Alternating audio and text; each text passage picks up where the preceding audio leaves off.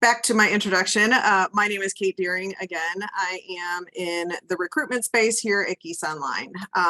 So I do many webinars. I talk with a lot of prospective students, which is always one of my favorite things to do. There we go. I do have a couple guests that I want to introduce here in a moment. While we're doing that, if you don't mind, throw your location in the chat. Let's see where everyone's from. This is for our global participants, and we're curious where you're joining us from. And then Sandra, I am going to try to get your video going here.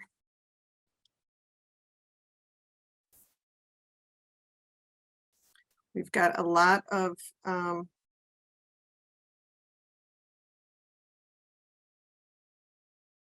okay, we're going to also make you the co-host. So hopefully you can work that camera now, Sandra.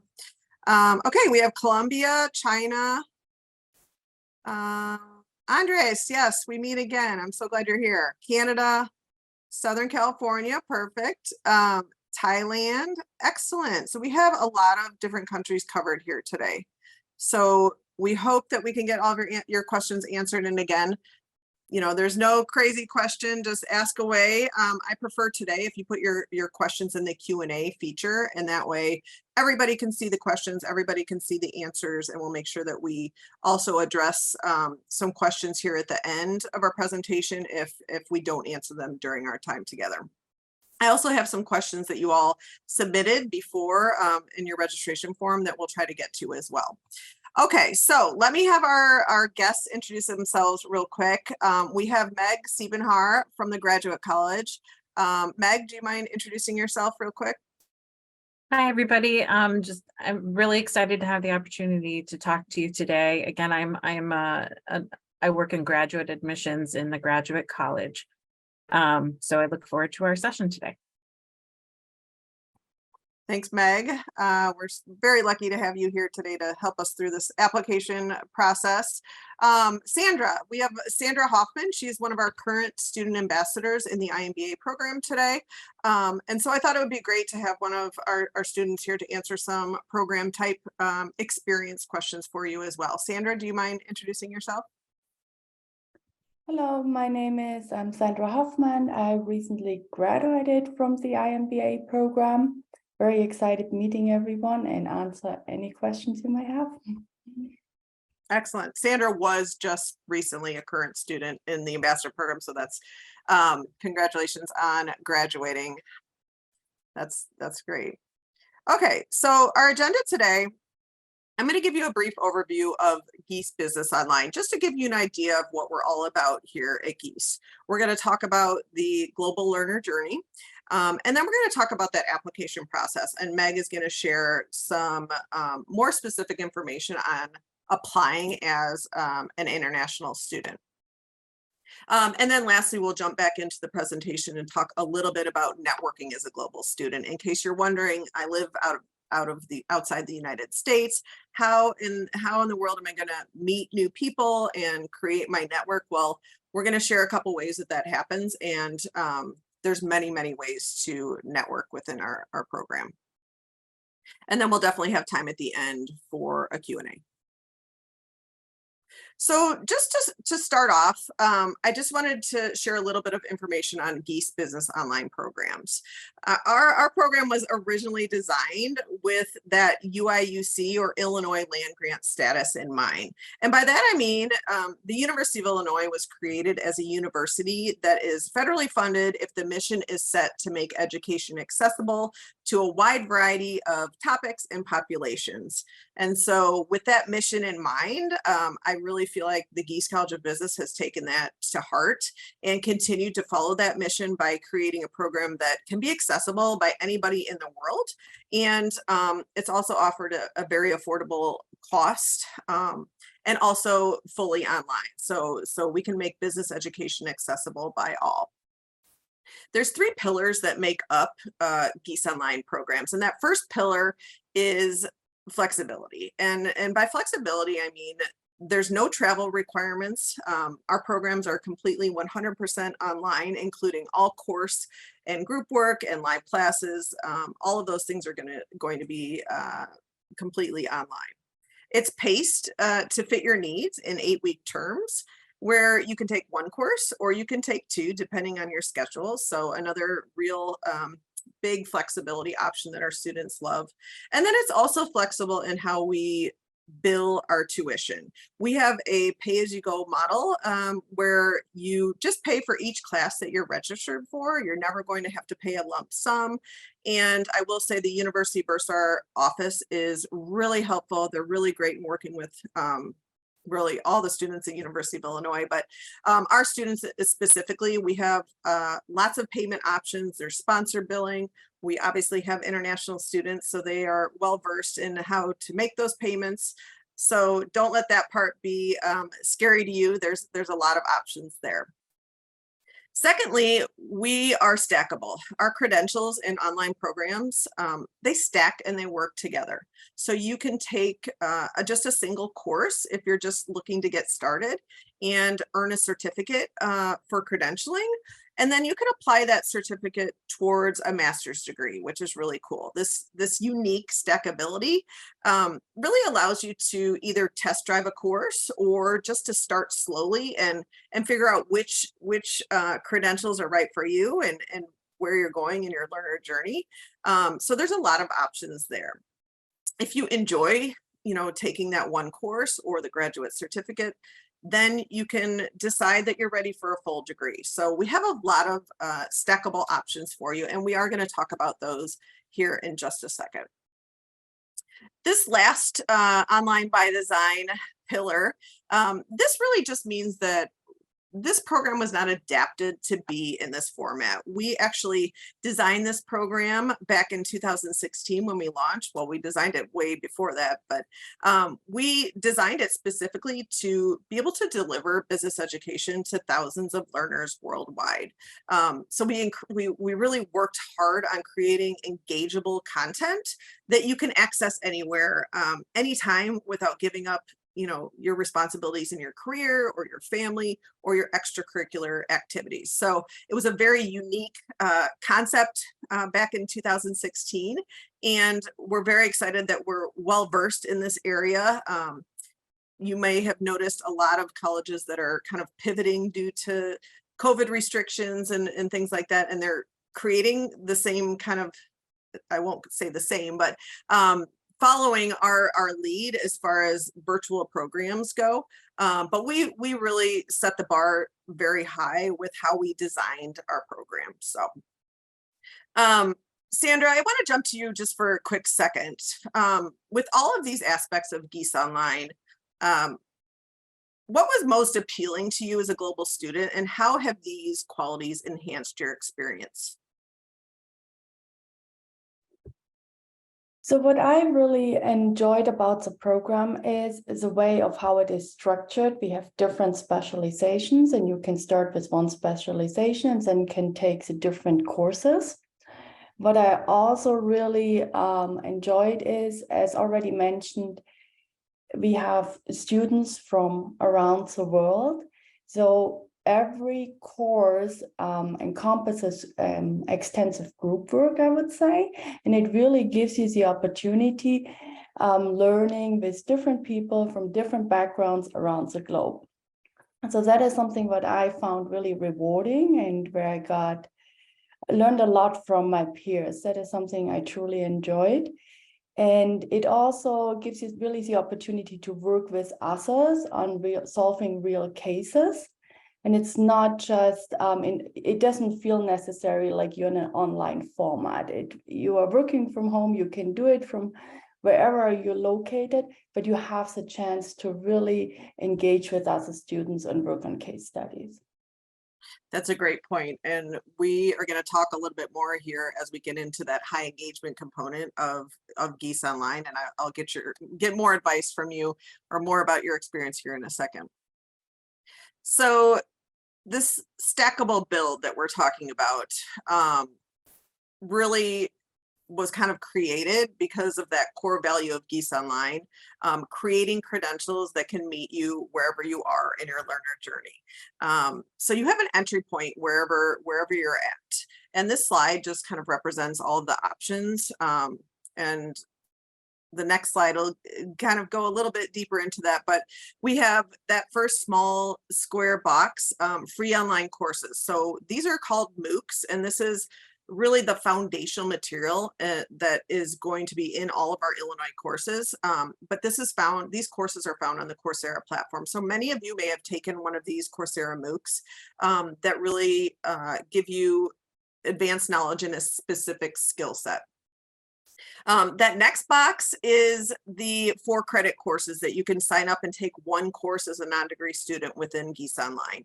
These are made up of 2 of those smaller boxes, 2 Coursera MOOCs, but then we're adding in this high engagement component that we've been talking about that is really the Illinois meat of the course, where you're going to have those live classes and group projects and whatnot. Those 4-credit courses stack into the grad certs, which typically are going to be 12 hours of credit. Sometimes it's 3 courses, sometimes it's 3 to 5, depending on which graduate certificate you'll take. But those 3 courses can then be stacked into one of our online master's degree programs. So, you know, each step can stack into the next. You don't have to do them in that order. You can kind of mix and match them. So there's a lot of options that come with this stackable build. And I'll just note for the master's degree, all of those previous options are all stackable into your the 3 master's degrees that we offer here at Gies. This is just one more slide, just to maybe a different visual. And as you see, if you started with the left side and did everything in order, which you don't have to do, you could start with a Coursera MOOC, which is again found on that Coursera platform. These are asynchronous courses. You sign up, you can audit them for free, or you can pay a monthly subscription where you'll earn that certificate at the end. And those are going to give you that specific foundational knowledge in a skill area. If you stack 2 Coursera MOOCs, then you can join the next step, which is the non-degree course for credit. That's going to be a full University of Illinois course that you can take a course from any of our master's degree programs, the MSM, the iMBA, and the iMSA programs. And so you can just try out a course if you want. That would be a 4-credit hour course. And so if you ever decided to earn a graduate certificate or a master's degree, that course is that credit you've already earned. So we would definitely apply that to either of those options. Currently we have 12 credit hour graduate certificates, and that's that kind of 4th column. Those are 5 options that we currently have. Strategic leadership, accounting data analytics, digital marketing, accounting foundations, and CPA pathways. And so these make up 12 credit hours. So after that, if you decided to earn your master's degree, you know, for the iMSM, for instance, which is 36 credit hours, you would have 12 done. And so you'd have a significant chunk done of that MSM program. And all of these graduate certificates stack into our master's degrees.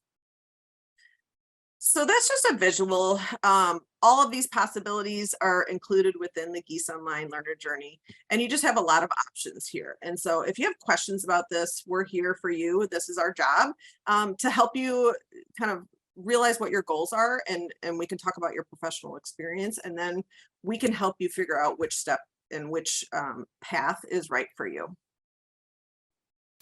So just this slide just represents a little bit deeper knowledge of what those things that I was just talking about are. Those Coursera MOOCs, if you've never heard of those, that stands for Massive Online Open Course. These are non-credit bearing courses that you complete asynchronously. So oftentimes I know a lot of our global students have questions about this, like say you've taken a Coursera MOOC and you feel like you've earned credit at Illinois already. That's not the case. You've earned completion credit, because if you do in fact apply to a non-degree course or one of our master's degree programs or grad certs, you have completed that foundational material, and we will give you completion credit for that, but you still have a whole lot of other high engagement components to complete in order to earn actual transcript credit from the University of Illinois. So that is a bit of a difference, and I know there's often a little bit of confusion around that. The difference between the MOOCs and the Gies non-degree courses, there's just a couple bullet points here. These are, you know, actual Illinois courses. You're going to have the Coursera component. In addition, you're going to have that high engagement component. And these are all stackable into the grad certs and the master's degrees as well. These do have a brief application process. And I say brief, you do need to acknowledge that you have a bachelor's degree from either a 4-year or equivalent university. And these cost $320 per credit hour for non-accounting classes. Accounting courses are a little bit more, they're $850 per credit hour. So that's just an overview of those 2 first steps that you can take. The Coursera component in combination with the high engagement component is just one thing that I wanted to touch on. What does that high engagement component include? And so this is going to be included in every Illinois course. This is going to build upon that Coursera information that will be included in the course as well. That's kind of like your textbook. So think about the MOOCs as your textbook in our courses. The high engagement component is going to pull through those concepts through group project work. You're going to have a 90-minute live class each week where you will be on Zoom in front of your professor, just like this, with students like Sandra and other students in the class. You will have small breakout sessions. You'll have conversations. You might review a case study and bring that back to the group. Very interactive and collaborative. They are offered at a couple different times during the day. So we realize that our program is accessible by all, and we really pay attention to our global time zones. And Sandra could probably speak more to this here in just a second, but those are offered at 2 to 3 times in a day. So there's always a time that you can make. And we also do offer a recording for those live sessions. Your faculty is another great resource for global students. They have office hours. You can always pop in there and talk about any questions that you have. And there'll also be other students in there that you can get to know as well. So together, that Coursera and high engagement component work together. Sandra, can you just talk a little bit from the student perspective on like how those go together and how that really comes to fruition as a student? Yeah, so the Coursera models, in my experience, it's kind of a preparation for the live sessions. So you really want to study the material, because then in the live sessions, you build on this material and go in much more depth. And really, it's providing you a good foundation to actively participate in the class, but also working on your group projects. So it's kind of, as Kate mentioned, your workbook, kind of your book, what you want to prepare yourself with. And from a team and group projects, Kate already mentioned it, but I just wanted to share is, especially if you're in a global environment, the way of how it normally works is you have the ability to select your preferred time zones when you want to meet from Monday through Sunday and what works best for you as a time. And based on your preference, normally the university structures the group work. So that also gives you some flexibility to really meet with your group whenever it works best for you. Okay, that's a good point. I was curious if you were going to talk about the group work. So that's a big part of our program as well. That's really, we're going to have a lot of discussions and working with that team and getting to know them as well. So that's a big part of our program. Okay, briefly on the graduate certificates. We did launch those earlier in, I believe it was 2021. This again is just another credential that's going to give you mastery in a specific subject. These are made up of Illinois iMBA, iMSA, and iMSM courses. So you will be in courses with those students. You will have your group work will be with your graduate certificate learners, but you're going to be in live classes with all of those other students. They combine 12 hours of credit to earn that certificate. And then, as I said, they're going to be stackable into our 3 master's degrees. And once you're admitted, you will have to still apply to the master's degrees, but then if admitted, those 12 credit hours will just, you'll actually petition to move those over, and they will count towards your degree. Let's see. So these have a brief application process as well. You'll need your resume, a personal statement. We do require a TOEFL test for these, and then you'll need your bachelor's degrees, or actually any degree that you've earned, we will require those transcripts. And we're going to talk about the transcript requirement here in just a second. But it's a pretty easy application, and I just lost my train of thought there.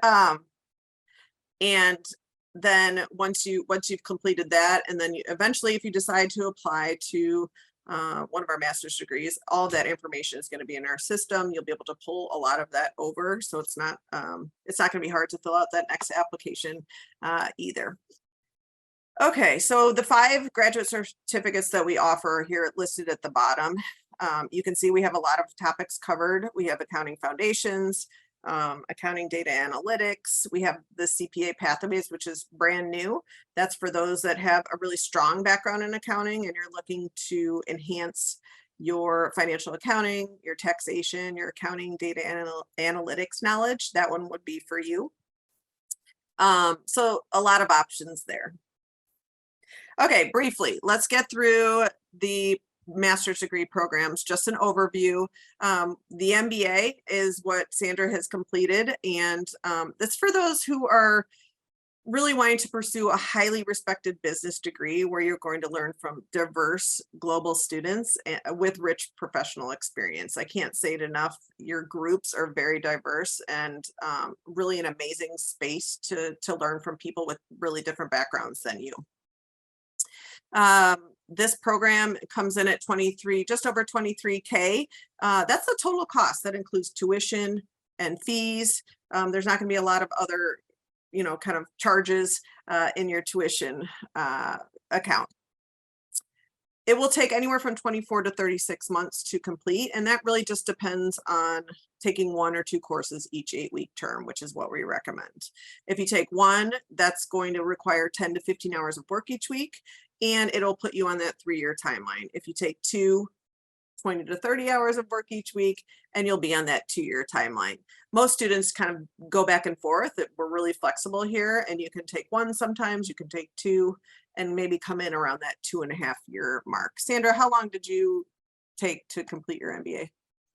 I think it was 24 months. It was 24 months, if I remember correctly.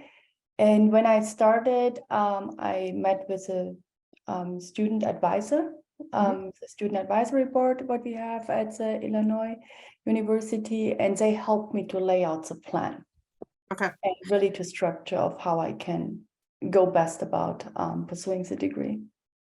Yeah, we have a great student academic support team. That's their job. They're there to help you pair up those courses so that you can balance it along with your life and your career. So we do have 4 start dates for the MBA: August, October, January, and March. The second master's degree we offer is the Master's of Science in Management. This is for those students that are looking to really enhance your leadership and management skills. You can have any kind of background to be successful in this degree because leadership and management skills are universal and really valuable in any field. There's no professional work experience required. I should say for the MBA, we do require 3 years minimum of professional work experience.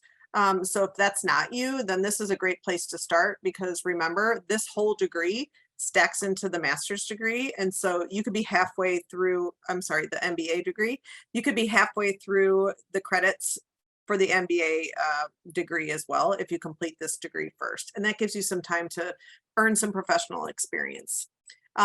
It comes in just over 11K, takes 1 to 2 years, again, depending on 1 or 2 courses at a time, each 8-week term. And this also has 4 start dates. So this is a great option. We have a lot of students in this one that are just starting out and really need that foundational leadership and management skills to start their career. And then we have a lot of students who have 10, 15 years of experience that have never led a team, and they are looking to pivot and really add this into their career plan. So a lot of great conversations are had between those two types of students. And then lastly, the Master of Science in Accountancy. This one runs 20 to 27K. Again, total cost includes tuition and fees. This is a great degree for you if you are looking to learn the fundamentals of accounting, financial reporting, audit and control, and U.S. federal taxation. So you can just, a lot of students are looking to just to start an accounting career, and this is a great degree for that. This one does just have 2 start dates, so January and August, if you're interested in this degree. Okay, we're almost to the application process here, but I just wanted to point out we have a nationwide presence in our online programs. We have over 6,000 online students, which is amazing. 3,000 plus alumni network, and we've got students from every state over here in the U.S. And then worldwide reach, we have 99 countries represented, and that number's probably been updated a little bit and is probably even higher than that currently.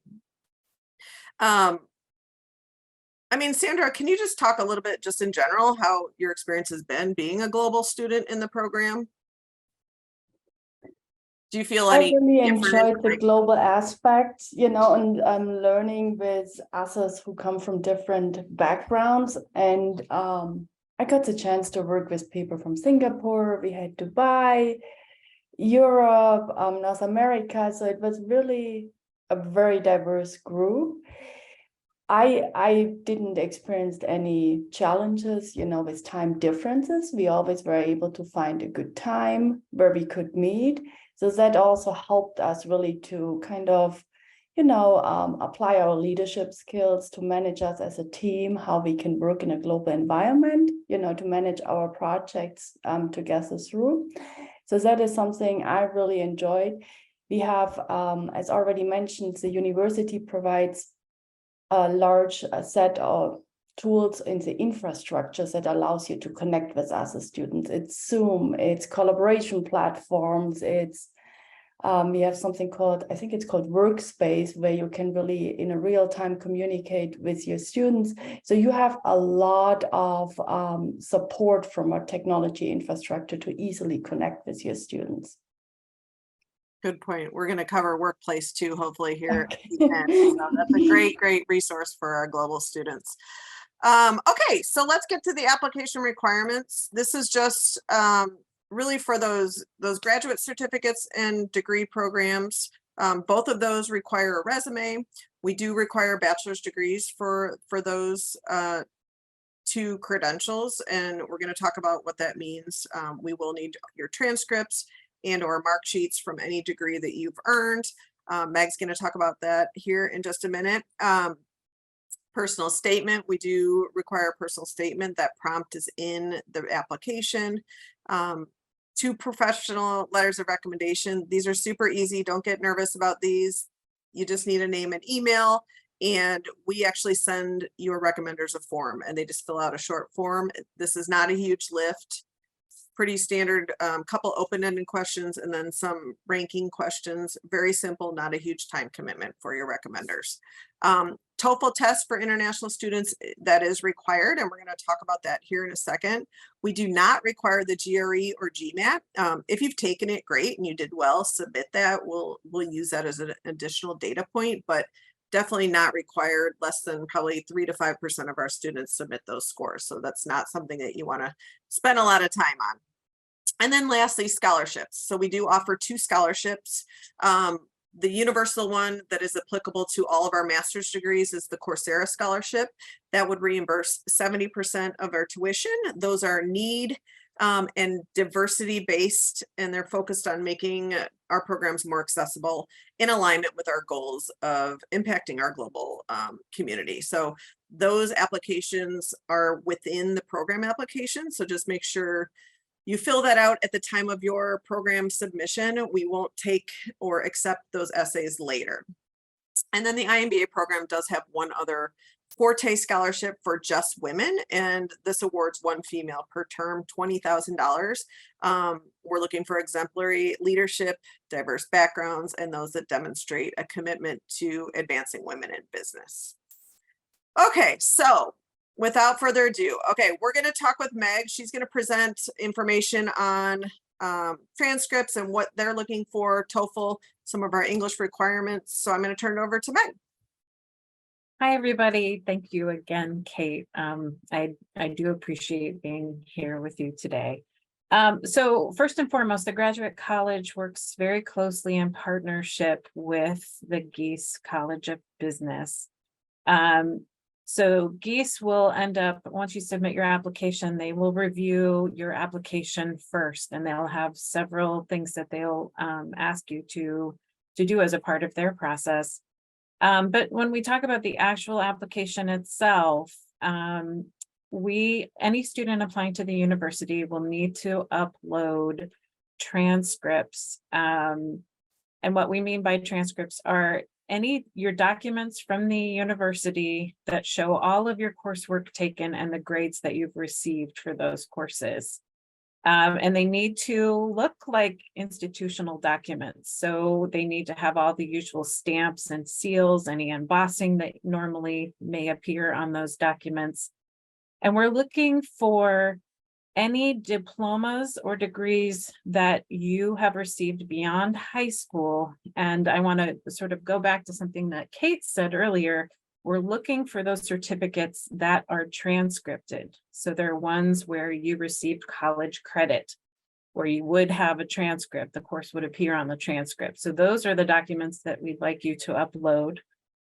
And this includes your mark sheets. And just a tip, if you have several pages to your transcripts, we do recommend that you try to put them in order if you can, as you've gone through the program. That's really helpful on our side of life. Sometimes students will upload a Word document or they have gone maybe to a public notary where the public notary has copied those documents. That's not what we're looking for. We are looking for documents that really are the institutional documents as a part of that review. So I think I'm ready for the next slide, or can I do it? Okay. So for those of you who are in countries where maybe your institutional documents are in the native language of the country of that institution, we may need English translations from you as well. And we're looking for official translations. Again, this is a situation where the public notary documents and Word documents created by students, those are considered unofficial, unacceptable for the purpose of an English translation. So we're looking for a translation that's made by an English translator. Now, occasionally they're also notarized, and that's okay, but we need them to be officially translated documents. And I've listed here on the screen some of the institutions that are considered acceptable. Meg, is there one that's more popular and easier for students to submit? Do you know? Or It really depends on the country. I mean, some institutions automatically create them. In some countries, they have to seek out a public translator to do that. But we have listed here at the bottom ATA, the American Translators Association. So if students maybe are in the US and they need their documents done, or any government agency can translate these as well. Okay, so there's no perfect answer to that question because it really depends on where the student is coming from. I think I'm ready for the next slide. Let's speak about English proficiency. All international applicants are subject to English proficiency requirements. And what we are looking for is an official verified test score that is sent to us directly from the testing company. So you should, if you take Duolingo or you take IELTS or you take TOEFL, we're looking for you to make arrangements with that company to send those scores officially to the university. The test date must be within 2 years of your intended initial admission term. So not to be valid, it must fall within those 2 years. And then of course I've posted here the current chart, and this is just for 2023 terms. So this is subject to change for in the future, beyond today. However, for this particular cycle, we have a limited status admission and then full status. So we're looking for the full status for online programs.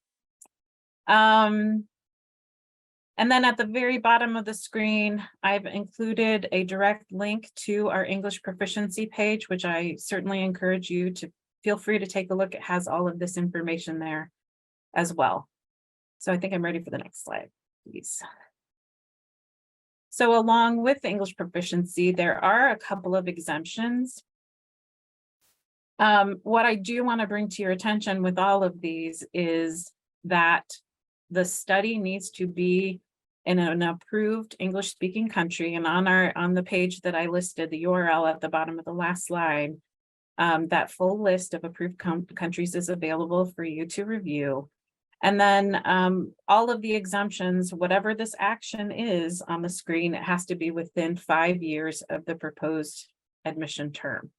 So first and foremost, if you received a post-secondary degree from a U.S. institution or an institution within an approved country within 5 years of the admission term, the English proficiency requirement for admission you're exempted.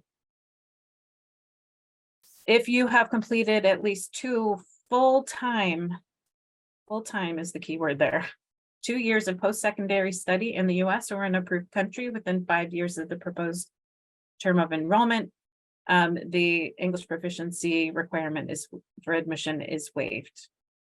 And also, if you've completed at least 2 years of professional work experience in the U.S. or an approved country within 5 years of the proposed term of enrollment, the English proficiency requirement for admission is also waived. Meg, can I jump in real quick? Yes, please. These are really great rules or guidelines, I guess. If any of our global participants have questions about these, please reach out to us. We're happy to chat about this. If you think that you've met one of these exemptions and you're not quite sure, please ask us. If you're unable to obtain one of these English proficiency tests, I know there's a lot of countries out there that have a lot of unrest, or you feel like you just don't have the accessibility to one of those tests. One other option is, and of course, if you think that your English is great and you meet one of these exemptions, you can actually enter an optional essay within your application and share why you should be awarded one of these exemptions. And then we will go ahead and if offered an interview, we will assess your English during that time. So that's one other option. And that essay will be included in your application. So a lot of options here. Again, reach out to us if you have questions, but I just wanted to add that is one other option. And that's, if I may add, I mean, that's a great point that, in the graduate college, we work with all of the departments, practically all the departments on campus. So it's always a good idea that if you have specific questions about your particular application, it's a good idea to start with your intended academic program department. So it's good to reach out to Gies online with any inquiries that you have to begin, because they have the full range of information about your application, their requirements, and also the graduate college's requirements. So just another quick tip for you. So the last thing that I was going to talk about today, and of course, I'd be happy to answer any questions that you have. We're often asked about 3-year degrees, and typically they are unacceptable. However, it does depend on the institutional country.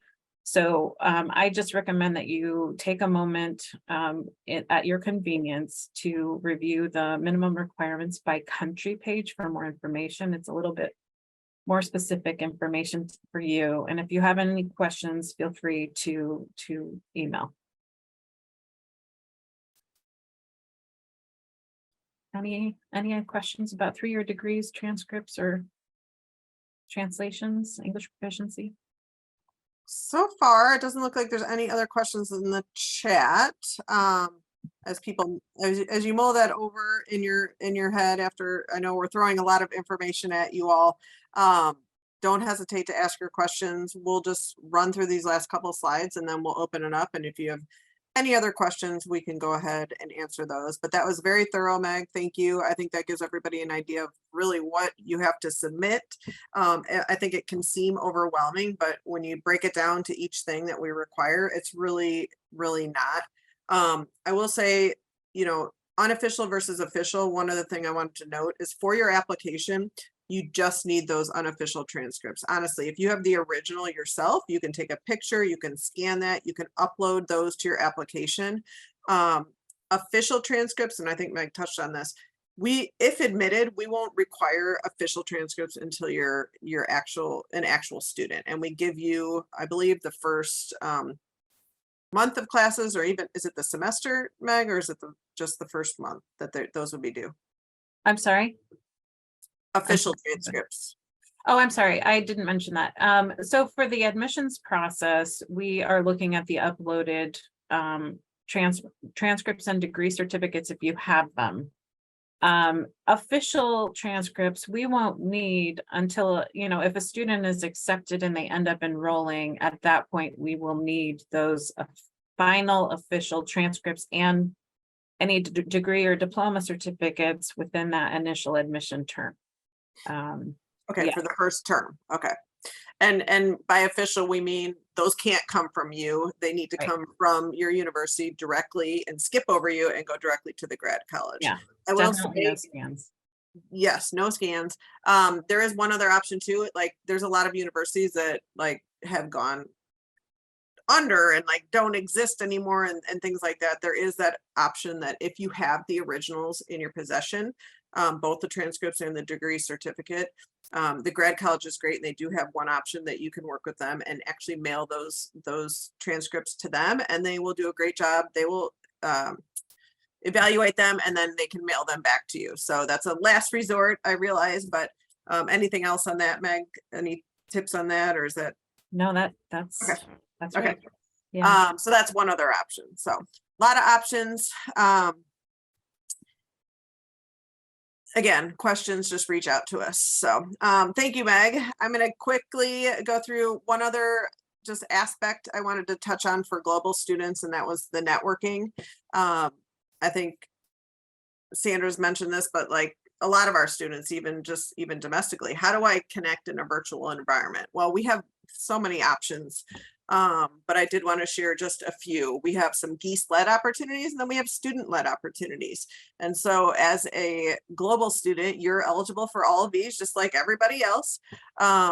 And some of those are iConnects. So iConnects are meetups where we bring in a speaker for professional development, and we'll invite prospective learners and current students. And typically those will include some type of professional development or a speaker. Sometimes they don't, but there'll also be a leadership team, someone from our leadership team possibly, or maybe one of our faculty members. Those are really great networking opportunities. We have immersions that are offered domestically and internationally. They do have an extra cost involved, but these are excellent opportunities where you can kind of immerse yourself within a company. You have a large group project that you work on with 30, usually there's about 30 to 40 students that go on these. And they could be, we were just down at one in Houston, and that one was about like, I think it was like 4 to 5 days. And you'll work on this project. It was really cool. They worked with ExxonMobil and presented presentations that ExxonMobil will actually take a look at these ideas and possibly use those in their company. So really cool opportunity. Those would count for a capstone project that's required for the MBA students. So that is another plus if you end up going on one of those. And then lastly, iConverge. I'm just going to show you a picture here in a minute, but from our last iConverge this past fall, this is a special kickoff event every fall that we invite all of our students from online programs, also alums, and we invite you to campus. It's not required, but just a great opportunity to meet your fellow classmates, faculty members, the leadership team. We will have some amazing speakers. You will have events every night where you're networking. You can go to a football tailgate where kind of getting a little bit better this year in football, so you could come see a football game and tailgate. But just a really great opportunity. Sandra, have you? I don't believe you. Hopefully, as an alum, I think you'll make it maybe someday to an iConverge. But you didn't come as a current student, did you? I did the last one I went. I Oh, you did? couldn't, yeah, Okay. because before there was a COVID. Yes. The last one I did, yeah. Okay. I know there was a huge group from Singapore that we had a big picture. There was a big group contingency from that group or from that country. So that was really cool. And then there's student-led opportunities. Workplace that Sandra talked about. Workplace is a Facebook social group just for our students. And it's just such a great resource. The students share study groups. They share one-page kind of study guidelines, degree plans. They form study groups on there. They job search. And then one other thing that happens all the time is student-led meetups. And, you know, you could be a student on there, say, hey, I'm Sandra, I live in Germany. Where are there any students that live close to me? And then they'll pick a coffee shop or restaurant, they meet up, and then you have this instant homegrown network. That happens all over domestically and internationally in our program. So excellent opportunity. And then lastly, I just want to say your group work. Like you could be in some of these groups in your classes with some of the same people, but you're constantly meeting your fellow students. You're getting to know them. You're getting to know their work habits, good or bad. And really, you'll have a sense of kind of family within our program because you're going to get to meet a lot of different students.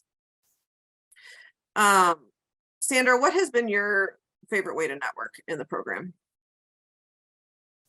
I would say the group works, the iConverge, and I also really enjoyed the virtual Japan immersion effort where I was involved. Okay. And then of course there are a lot of study groups where you could be able to help each other. That is something else I did enjoy. Okay.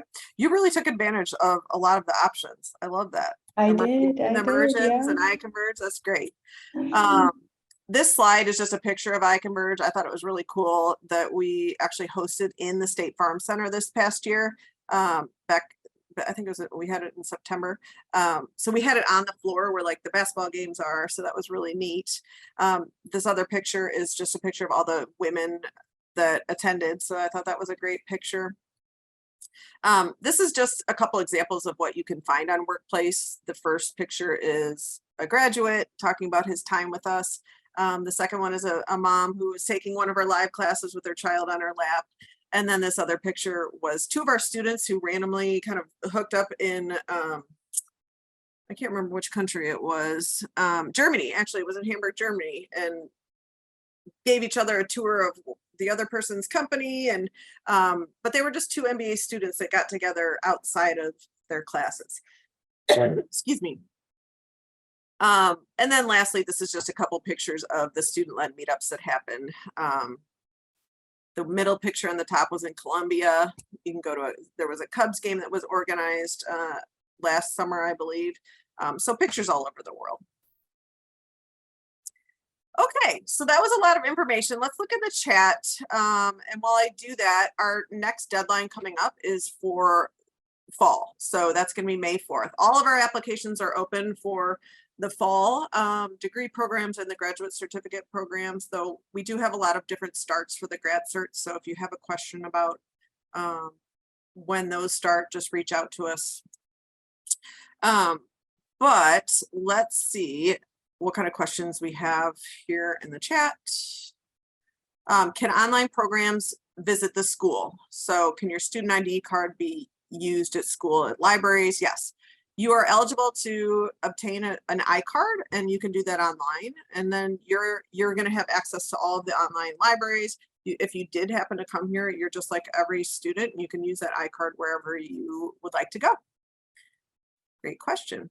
I saw one question that was submitted early about graduation, and that's a great question. We have two now, May and December, two graduations that you can actually come to campus and walk across the stage. I just participated in December. It was such a great experience. Hopefully, I don't know if you're on social media, I tried to document some of the students and what happened throughout that day, but typically we'll have a little reception before, and then we have a great ceremony where our dean will speak along with some of our professors.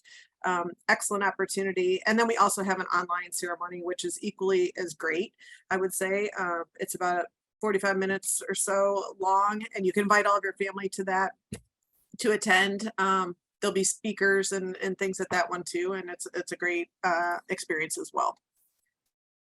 A photo with Alma will be great for Instagram.